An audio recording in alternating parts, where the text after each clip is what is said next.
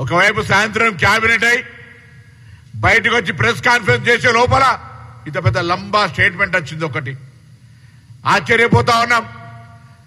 ఒక రైతు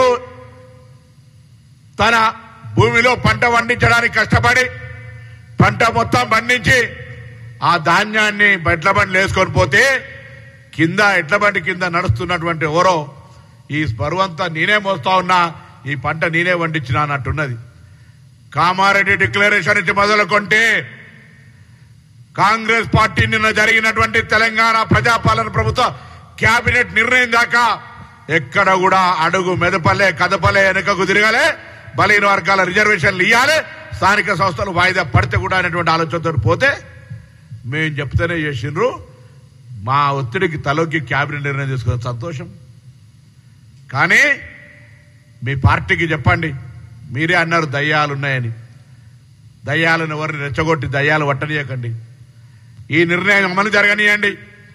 ఇవాళ తెలంగాణ బీసీలకు సంబంధించి మొసలి కన్నీరు కాదు, మీరు అధికారంలో ఉన్నారు, చేసిరా చేయలేదు. మేము ఇంతకు చెప్పినట్టుగా we don't want criticize as a backward class leaders. మేము శాసనసభలో కూడా ఆనాడు కూడా చర్చ చేయండి, కానీ బలహీన వర్గాలకు సంబంధించిన బిల్లును అనవసరంగా రద్దంతం చేయకమని కోరినాం. ఇవాళ కూడా బలహీన వర్గాల బిడ్డలంగా మా పార్టీలో ఏదైనా ఇబ్బంది కలిగినాడు మేమందరం కూడా గొంతెత్తి మా పార్టీలో తెలంగాణ ఉద్యమం కావచ్చు, బలహీన వర్గాలకు న్యాయం సంబంధించుకోవచ్చు, మా పార్టీ ఎజెండాని ఇలా ముఖ్యమంత్రి రెడ్డి ఉంటే అధ్యక్ష పదవి బీసీలకు ఇచ్చినటువంటి సాంప్రదాయం ఉన్నటువంటి పార్టీ ఏదైనా న్యాయం చేయగలుగుతుంది. ఏదైనా ఛాంపియన్ ఉందంటే బలహీన వర్గాలు కానీ ఎస్సీ ఎస్టీ మైనార్టీలకు ఒక కాంగ్రెస్ పార్టీతోటే మాత్రం సాధ్యమవుతుందనే మాట చారిత్రాత్మక నిర్ణయం ఇది. అది బీఆర్ఎస్ పార్టీ కావచ్చు, బీఆర్ఎస్ పార్టీలో ఉన్న నాయకులు కావచ్చు, బీజేపీ పార్టీ కావచ్చు, బీజేపీ పార్టీలో ఉన్న బీసీ నాయకులు కావచ్చు. దయచేసి కేశవరావు లాంటి పెద్ద మనిషి గాంధీ భవన్కి వచ్చి 2 చేతులు జోడించి మీ పార్టీల మీద మీకు ప్రభావం చేయండి, 42% ముందుకు పోవడానికి. ఏమి మేము భయపడతలేం, వాళ్ళ విమర్శలకేం భయపడతలేం, కానీ తప్పుడు ఆలోచన పెట్టుకొని పోవద్దు. ప్రభుత్వం ముందు చెప్పిన విధంగా 42% తీసుకొని పోతా ఉంది.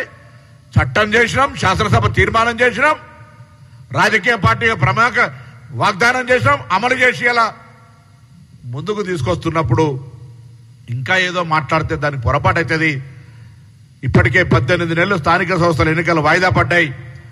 బలహీన వర్గాల ప్రాతినిధ్యం 42%తో ఎన్నికలు జరుగుతూ చట్టపరంగా వాళ్ళందరికీ కూడా రిజర్వేషన్ల ప్రక్రియ అమలైతూ వాళ్ళ ప్రాతినిధ్యం పెంచినట్లయితే భవిష్యత్తులో చట్టసభలకు కూడా అవకాశం వస్తుంది. కాబట్టి ఈ ప్రక్రియ మొత్తంగా జరిగే విధంగా అందరూ సహకరించాల. చట్టంలో ఉన్నటువంటి ప్రజాస్వామ్యంలో ఉన్న అందరూ కోరుతా ఉన్నాం.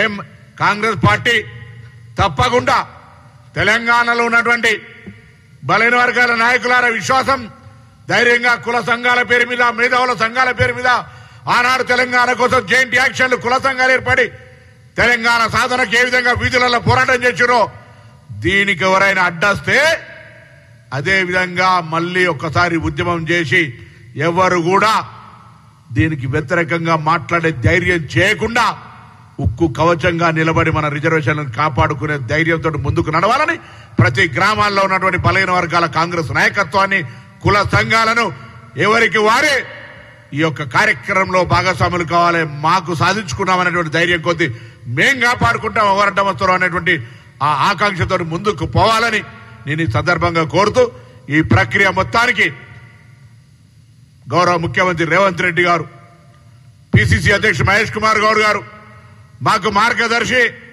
రాహుల్ గాంధీ గారు, ఇలా సామాజిక న్యాయానికి ఛాంపియన్ ఆనాడు జ్యోతిబా పూలే, సావిత్రిబాయి పూలే, డాక్టర్ బాబాసాహెబ్ అంబేద్కర్, దేవరస్ గురు, రకరకాలుగా అనేక మంది బలహీన వర్గాలకు చరిత్రలో ఏ విధంగా నిలిచిపోయినారో ఈ దేశానికి తెలంగాణ రిజర్వేషన్ల ప్రక్రియను ప్రారంభించి రోల్ మోడల్ గా ఉంటే దేశంలో నాయకత్వం వహిస్తున్న రాహుల్ గాంధీ గారు రోల్ మోడల్ అనే మాటని సందర్భంగా మనవి చేస్తూ తప్పకుండా నేను మరొకసారి తెలంగాణ బలహీన వర్గాల బిడ్డల పక్షాన వివిధ పార్టీల్లో ఉన్నటువంటి బలహీన వర్గ నాయకత్వం ఈ యొక్క రిజర్వేషన్ల ప్రక్రియను ప్రొటెక్ట్ చేసుకుంటూ అమలు చేసుకునే దిశలో మీ పార్టీల మీద ప్రభావితం కావాలి అనేటువంటి మాటని సందర్భంగా కోరుతున్నాను.